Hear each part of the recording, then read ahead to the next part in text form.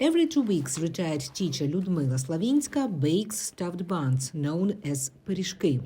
Her friend is a regular volunteer bringing aid to the front line, and Ludmila regularly joins in. Soldiers are not hungry there, of course, but this is a way to show that we care for them. They are protecting us. Otherwise, we cannot live here. Slavinska says she wishes she could do more. Aside from baking, Slavinska buys medicine and regularly donates from her small pension. She also makes thick rugs for the soldiers. It's cold and damp in the dugouts. Soldiers can sit on a rug or throw it under their feet. 3 of Slavinska's former students died in the war. She says this is the one thing that is impossible to accept. Living in a frontline city is tough, but she has gotten used to it. Because of the shelling, we rarely sleep well all night, and it's very tiring. But if you walk around the city during the day and the siren is screaming, nobody is paying attention to it anymore.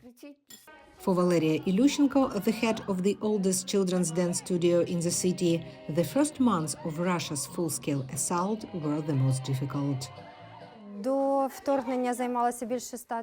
Before the full-scale invasion, the studio had more than 100 children.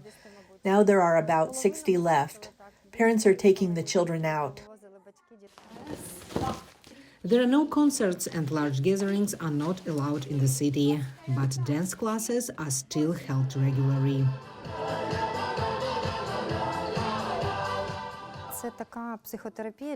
Dancing is a kind of psychotherapy for children. They forget about the explosions and sirens and get distracted. It really helps to cope with these difficult life circumstances. Other learning workshops for children, teaching theater, music and foreign languages are also working, says Ilyushenko. We ourselves are sometimes shocked at how much everything works in the city.